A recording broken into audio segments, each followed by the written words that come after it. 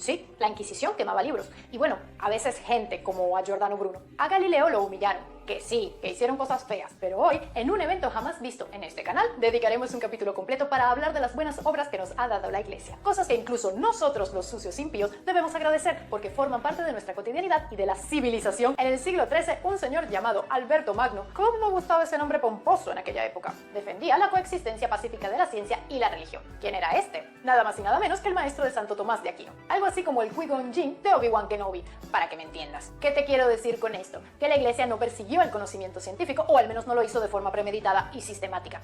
Ah, y a Copérnico ni lo mataron ni lo enjuiciaron. Lo dejaron tranquilito. Murió de viejo a los 70 años. Siempre es urgente y necesario corregir y aclarar los argumentos falaces que buscan defender lo indefendible. Personas con explicaciones seculares a favor de la religión lo que logran es dar un golpe bajo el mundo intelectual a todos estos avances que se han construido con tanto sufrimiento. Esta respuesta es para el marco general de esas personas, pero partiendo del marco particular para el episodio del canal de Preguntas Incómodas, un buen canal que sigo hace tiempo y que les recomiendo seguir. Pero resulta que ahora ha compartido un capítulo muy malo con dos conclusiones falsas, como resultado que es obvio porque las premisas intentan sostenerse con falacias argumentativas teniendo como base la falsa asociación. Por eso, al ver ese video, sobre todo la parte final, quise hacer una respuesta, ya que el problema es que con estos razonamientos errados que han explicado, las personas que siempre usan falacias de asociación y de autoridad principalmente, pues tienen otro caldo de cultivo para seguir con la apología sin fundamentos de sus creencias. Que los grupos religiosos defiendan lo indefendible porque les sirve para su sesgo es algo que se espera, ¿no? Pero que lo hagan otros no tiene ningún sentido, y no por estar afuera de ese círculo, sino porque simplemente no es cierto y ya. Estimada Sabrina, aquí sí se equivocaron, e imagínate, dejaste a muchos de tus hijos Illuminati confundidos y reforzando vínculos falsos. Así que, por lo que le corresponde a la realidad histórica, al razonamiento objetivo y el compromiso con la verdad, empecemos con estas respuestas incómodas. ¿Qué te quiero decir con esto? Que la Iglesia no persiguió el conocimiento científico, o al menos no lo hizo de forma premeditada y sistemática. De hecho, algunos de los mayores avances de la ciencia, como el sistema heliocéntrico de Copérnico, vienen de la Iglesia. Copérnico era cura, lo cual es irónico, porque uno de los descubrimientos científicos más importantes de la historia y que haría tambalear la influencia de la Iglesia en el mundo, vino de la propia Iglesia. Ah, y a Copérnico ni lo mataron ni lo enjuiciaron, lo dejaron tranquilito. Murió de viejo a los 70 años. Sabrina, usando tus propias palabras... Ay, hija querida, si supieras. Es bueno recordar que una de las primeras ideas de las que tenemos registro del sistema heliocéntrico viene como la gran mayoría y base del conocimiento en diversas áreas de los eruditos griegos. Para este caso, Aristarco de Samos, quien vivió entre el 310 y 230 antes de la era común, de nuestra era. Ahora sí, cuando llegamos a Copérnico, resulta que no, el sistema heliocéntrico no viene de la Iglesia. Al contrario, fue prohibido por la Iglesia en 1616. Después del diluvio de quejas por la herejía del heliocentrismo, que va contra la palabra de Dios, a pesar de que matemáticos y astrónomos decían que era ficción matemática, ya saben, para evitar los problemas futuros, como lo recuerda Thomas Kuhn en The Copernican Revolution, llegó el punto final. ¿Con quién? Con Galileo Galilei, ese hecho injusto e infame tan recordado, en el que en ese momento fue que la Iglesia sintió y se dio cuenta del verdadero terror, ya que entendieron lo que Copérnico había hecho. Entonces, como se espera de quienes sí persiguen de manera premeditada y sistemática, incluyeron su obra sobre los giros de los orbes celestes en la lista de libros prohibidos. Ah, y de paso, eso fue una orden en combo, Galileo, Copérnico, y de postre agregaron al teólogo Diego de Zúñiga con In Job Commentaria, teólogo que también, pisando fuerte, pero con cuidado, al hablar de Copérnico inventó que el heliocentrismo no estaba en contradicción con Dios. Y bueno, ya las iglesias y diferentes divisiones importantes del cristianismo, evangélico y católico, estaban contentas, porque antes, en 1549, Felipe Melanchthon, otro reformador religioso y principal luchador con Lutero, expresó que se debían restringir a los copernicanos y tomar medidas severas por contradecir las Sagradas Escrituras. Líderes del cristianismo católico como monjes y profesores, y del otro lado en el cristianismo protestante, Lutero, Calvino y seguidores, también señalaban lo obvio, decir que la Tierra es la que gira alrededor del Sol contradice la palabra de Dios, uno de los tantos grandes errores en la palabra de uno de los dioses en el menú de la humanidad. El ejemplo base viene del capítulo 10 del libro de Josué, donde habla de la derrota de los amorreos y cómo Dios, atendiendo la voz de un hombre, detuvo el sol para poder realizar una gran matanza, un divino escenario de sangre, ya que Dios peleaba por Israel. Pero esa es otra historia. Nicolás, con sus conocimientos de astronomía, dio un enfoque matemático, reestructuró el conocimiento del tema y revolucionó la ciencia, aunque no viviría para verlo. Y esa es la razón principal por la que no le hicieron daño. De hecho, la propia iglesia lo invitó a que publicara. Fue él quien se demoró en hacerlo. A ver, primero, No lo atacaron porque la iglesia tomaba esto como todo lo que tomaba de la ciencia, algo que los ayudara para sus fines, como hacer cálculos más exactos, por ejemplo, un anexo teórico que no debía ser considerado como verdad y, por supuesto, intentar vincular todo a Dios y seguir con el monopolio del conocimiento. Así era que lo hacían porque lo podían controlar. Prueba de esto, como si no fuesen suficientes los océanos de pruebas y la historia de la persecución y exterminio de la ciencia por parte de la religión, es la carta que agregó el predicador luterano Andreas Osiander antes del prefacio del libro. En esta, sin firmarla, por lo que hay otra polémica entre cristianos, pero eso también es otra historia, decía que no debía considerarse ni imaginarse como verdad que era solo contribución de astronomía, porque solamente es verdad lo que sea de revelación divina. Segundo, Copérnico usó un lenguaje muy técnico, solo los científicos lo comprendían, de allí que varios trataran de bajar la polémica, porque sabían lo que iba a pasar. El prefacio que mencioné estaba dedicado al Papa Paulo III, era una carta hacia él, la pleitesía y seguro de toda una cadena de pisar con cuidado para poder compartir conocimiento, no gracias a la iglesia, que no sabía lo que se venía, ni lo que implicó su invitación para que publicara, sino a pesar de ella. Entonces, a Nico lo invitan a publicar, se demora, se publica en el año de su muerte. Todo el que lo cite debe tener más destreza que Lionel Messi y más velocidad que Usain Bolt para tapar el sol con la uña del dedo meñique diciendo que la obra no contradice a su Dios.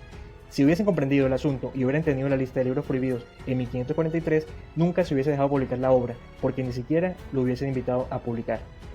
A ver, como dice Sabrina, ¿Qué te quiero decir con esto? que Copérnico era astrónomo. No es justo usar un argumento falaz para dar fuerza a lo que se quiere transmitir, diciendo Copérnico era cura. cuando el logro es por la astronomía, y con el dominio del conocimiento que era de la iglesia, obviamente todos estos personajes o eran monjes, teólogos, o usando lo que se conoce como el dios de los huecos o de los vacíos, incluían a Dios en el menú y tenían que cuidar lo que hacían, si no, ni de lejos iban a tener acceso a la información, y sus carreras y vidas correrían peligro. Copérnico logró esto por ser astrónomo. Es un aporte de la persona y lo que es, no de su creencia en Dios, ni de la religión, ni de la institución, es decir, la iglesia. Ni el sistema heliocéntrico viene de la iglesia ni se logró por la iglesia, sino a pesar de ella. Esos son los hechos. Y dejaré algo de Copérnico para el final, ya verán que es muy importante. El sistema decimal y el cero fue introducido en Occidente por el Papa Silvestre II en el siglo X. A pesar de que ya los indios y los musulmanes lo usaban, fue un papa el que lo trajo a este lado del mundo. ¿Quién sabe qué clase de aberraciones matemáticas cometeríamos de no ser por él? No, tampoco. Eso no es un logro ni aporte de la iglesia. ¿Por qué no lo hicieron antes, sino en este corto papado? Muy simple, porque no es una enseñanza ni aporte de la iglesia, sino de la persona. La razón por la que lo hizo es porque era un apasionado estudioso de la ciencia árabe, tuvo una buena formación y más adelante perfiló y mejoró su conocimiento con maestros precisamente árabes. De hecho, el Papa Silvestre II era llamado el Papa Druida o el Papa Mago, porque como la ciencia en aquella época era más temida que ahora, los conocimientos y el gusto científico del Papa eran vistos por la iglesia y los feligreses, cosa que no cambia todavía con ciertos matices, ¿no?, como algo diabólico. Aquí hay, por ejemplo, una ilustración del Papa con el diablo de 1460, ya que su fama como erudito es lo que más perdura, como el Papa matemático. Entonces, la gente creó historias de este estilo y vínculos demoníacos, incluso con mitos de su tumba, asociándola a la predicción de la muerte de los papas. Y todo esto, sí, lo adivinaron, porque estudiaba y le interesaba la ciencia. La iglesia no invita al conocimiento.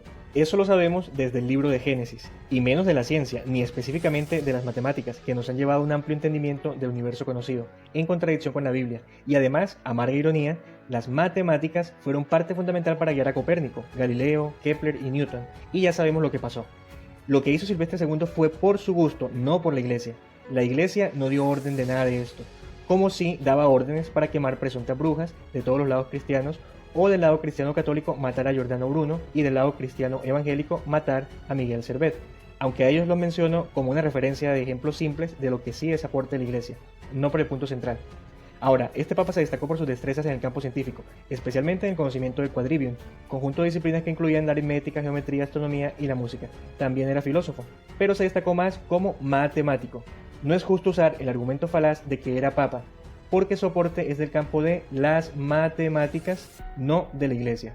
Es un aporte de la persona y lo que es, no de su creencia en Dios, de la institución ni de la religión. La famosa navaja de Ockham, pilar del razonamiento lógico y según la cual la explicación más sencilla suele ser la correcta y que tanto usamos los escépticos para desbaratar teorías de conspiración y explicaciones inverosímiles, fue concebida por un monje franciscano, Guillermo de Ockham. No, tampoco. Aquí los puntos son dos. El primero, que William of Ockham abogaba por separar la fe de la razón, como debe ser. Y eso es un gran aporte a la ciencia. De hecho, Eso explica lo que estamos hablando y analizando acá, porque cada personaje religioso al usar la ciencia va a encontrar las fallas en su fe, y para eso debe usar la razón. Bueno, aunque sabemos que otros lo hacen es simplemente para acomodar todo y tapar los huecos en su sistema de creencias, y terminan justificando lo que no está justificado por ningún lado. Así es que se ajusta la religión frente a sus pérdidas. Pero bueno, eso es otro tema. Y el segundo punto es el más importante. Sabrina, ¿en serio? De tantas personas que tampoco iban a respaldar tu mensaje porque ninguna lo hace, optan por elegir a una de las más rebuscadas y contradictorias dentro de la iglesia. A William, a Guillermo. No. Guillermo de Ockham es un personaje revolucionario que estaba en contra del Papa Juan XXII, a quien consideraba hereje. Y claro, la iglesia también consideraba hereje a Guillermo, y no era para menos, lo acusaban por su nominalismo. Ockham era un símbolo del laicismo, se oponía a la autoridad de la iglesia, a sus órdenes. De hecho, propuso una genialidad: separar el Estado de la religión y la filosofía de la teología. Ockham es muchas cosas menos un ejemplo de aporte de la iglesia, y mucho menos en ciencia. Por cierto, él también era filósofo, y ya ven lo que pensaba del vínculo entre filosofía y teología. Entonces, ¿por qué usar el argumento falaz de que era monje si fácilmente se puede decir que era filósofo y entonces el logro es de la filosofía, la que él quería por separado? ¿Lo ven? Es un aporte de la persona y lo que es, no de su creencia en Dios, de la institución ni de la religión. Guillermo de Ockham dejó un legado, no por la iglesia, sino a pesar de ella. Jean Buridan, que sirvió de referencia a Isaac Newton gracias a su teoría del ímpetu, en la que explicaba el movimiento de los proyectiles y objetos en caída libre. Era monje. No, tampoco. Y con Buridan es peor porque es más rebuscado que Guillermo, sobre todo porque se usa para decir que fue inspiración para Newton. Entonces veamos. Jean Buridan se mantuvo como clérigo secular. Precisamente Guillermo de Ockham fue su mentor. Y en cuanto a la teoría del ímpetu, se sabe que el inicio fue con Juan Filópono, de la Escuela Neoplatónica de Alejandría, quien hizo comentarios sobre la física de Aristóteles. Luego esta teoría fue desarrollada por pensadores y científicos del mundo árabe, conocidos en español como Avicena, Abenpase y Al-Tusi. Y luego sí, Jean Buridan hizo lo suyo. Entonces, Jean Buridan ni siquiera era parte tradicional de la iglesia, se declara independiente y clérigo secular, critica muchas prácticas religiosas, prácticas de la iglesia, y su teoría del ímpetu se forjó del campo de la astronomía, filosofía y las matemáticas, que eran las profesiones de los antecesores en esa teoría. Si hablamos de inspiración, viene entonces del mundo árabe que antes sí valoraba la ciencia. ¿Lo ven? Eso no es un aporte de la iglesia, y decir que porque Isaac Newton lo tomó como referencia, más lejos lo deja de que lo logró Newton porque fuese un aporte de la iglesia. De hecho, Newton es muy usado como falacia de autoridad, pero lo que él logró no fue por su creencia personal en un dios, mucho menos por tener de referencia a un monje, así como no es cierto que, como Newton creía en otra cosa falsa como la alquimia, entonces el logro de Newton es gracias a la alquimia. Con Jean Buridan e Isaac Newton pasa lo mismo, no es justo el argumento falaz y es un aporte de la persona y lo que es, no de su creencia en Dios, de la institución, ni de la religión. Bueno, ya es suficiente, ¿cierto? Los demás personajes son estos. Roger Bacon, antes de él, Robert Grosset, Gregor Johann Mendel, Georges Lemaitre, para exponer el falso vínculo como aporte a la ciencia. Un monje franciscano, era cura, otro monje, era cura, era monje, era monje, era monje, otro monje. Para ellos y para todos se aplica lo mismo, y en esto se resume la falsa asociación de iglesia y o religión con ciencia y progreso. En palabras de Sabrina, ¿qué te quiero decir con esto? Que los personajes mencionados y los que constantemente son sugeridos por creyentes para usar la falacia de autoridad, lo que han logrado ha sido por su destreza y oportunidad, desde el individuo y su capacidad intelectual en contra de sus iglesias y creencias. Y voy a usar esta expresión que Sabrina utilizó mal, razón por la que la repetí tanto. Sí es a pesar de sus iglesias y creencias, no gracias a ellas. Y no es cuestión de opinión, ya lo he mostrado con los argumentos que se sostienen con hechos históricos y académicos. Es que todo está registrado y es verificable. Lo que nos lleva al final, donde para justificar se dan dos conclusiones falsas. Hemos querido dos cosas. La primera, tratar de derribar ese cliché según el cual por culpa de la iglesia somos más atrasados. Y la segunda, reconocer sus aportes en el avance del conocimiento. Frente a las cuales reaccioné así como Sabrina. No lo derrumbaste, estimada Sabrina, porque no se puede, es que nadie puede, porque simplemente es verdad y está registrado con luchas y sangre, mucha sangre. Si no se hubiese atacado al heliocentrismo, la evolución biológica y los avances médicos, por dar 3 ejemplos rápidos, ya hubiésemos logrado más avances. Es algo lógico de ágil deducción por los registros. Si es que se mataban entre ellos mismos por cosas como estar de acuerdo en la mentira general, pero enfocarla de otra manera, pues en otros ámbitos no iba a ser diferente. La argumentación fue falaz, por lo que los conceptos de asociación y conclusiones también son falsos. Y segundo, la iglesia tenía la hegemonía del conocimiento, las armas y la última palabra sobre tu vida. Su resguardo del saber en algunos momentos no era para compartirlo, era para dominarlo, para su monopolio, y ya sabemos qué pasaba si mostrabas o descubrías algo en contra de sus creencias. No es su aporte, y lo que guardaron jugó en su contra. Si solo basta con recordar que ni la Biblia la querían compartir con su gente, que eso sí es de la iglesia, y ya sabemos lo que pasó por querer traducirla y que las masas se enteraran de lo que decían en las prédicas y lo que decía su libro sin autógrafo de Dios. Me enfoqué en la parte científica, pero aplica para todo el capítulo. Decir que no tendríamos universidades es asumir que ninguna otra institución o grupo las hubiese formado. Y en el arte pasa igual, todos estaban nadando en la misma piscina, eso era lo que había en el agua, en esta tenían que quedarse, y cualquier movimiento en contra de la iglesia iba a hacer que te ahogaran allí mismo, y en el menor de los casos, que no te dejaran nadar más. Luego fue bajando el salvajismo, porque es la religión, la iglesia con sus libros sagrados, la que debe adaptarse a los avances de cada época que implican su caída en el proceso. No son los procesos de avance los que se dan por la iglesia. Las órdenes siguen estando allí. Lo que cambió fue que se les quitó el poder. Bien difícil que resultó. El asesinato, quema y prohibición del conocimiento por supuesto que nos atrasaron. Si la iglesia no se hubiese enfrentado a los avances científicos, claro que estaríamos mejor. Es un hecho verificable en cada época y sociedad. Y eso lo sabes muy bien, lo saben muy bien muchas personas. Ya lo has tratado en tu canal.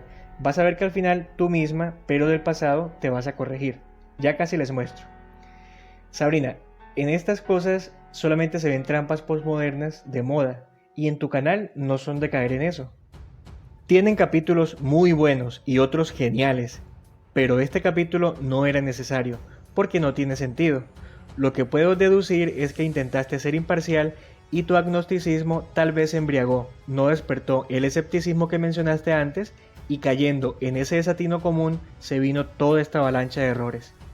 La imparcialidad no es un referente ni implica traicionar las evidencias, porque no se trata de ser imparcial. Ese es un error muy común. A la verdad no le importa darle consuelo a todos los bandos. La información debe ser veraz y objetiva, no imparcial. Es así de puntual. No hay que buscar una manera forzada de darle un punto a B porque ya le he dado un punto a A, ni de criticar a C porque ya critiqué a D. Ahora sí, vamos a escuchar a una Sabrina del pasado que llamé con mis poderes reptilianos.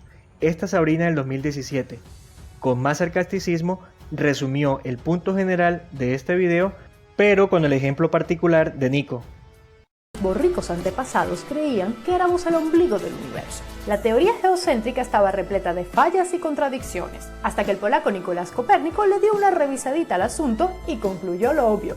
El Sol es quien manda aquí. Su descubrimiento fue revolucionario para la astronomía e influyó en gigantes de la ciencia como Galileo Galilei, Johannes Kepler e Isaac Newton. Fue duro, sobre todo para el Papa. Aceptar que el Creador simplemente había estornudado el cosmos y que la Tierra era un moco más, era difícil de digerir.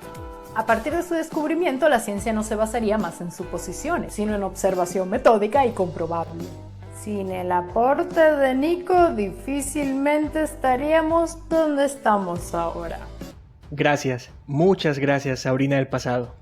Y bueno, a mí también me dicen que pertenezco a la Junta del Nuevo Orden Mundial, que soy parte del lobby Illuminati judeo-masón gay comunista reptiliano, entonces estamos en el mismo grupo, pero debía hacer esto por las razones de la introducción, claro, y porque lo tenía pendiente desde tu video del agnosticismo, donde al final te equivocas y no solo por suponer que es la postura correcta. Ahora, tú me dirás cuál es la respuesta de tu última pregunta en aquel video. Sabrina, un abrazo y saludo Illuminati. Y otro saludo para Antonio. Recuerden suscribirse, cada vez que se suscriben salvan a un gato, así que pasen la voz porque este canal es nuevo. Colaboren con la suscripción que es gratis.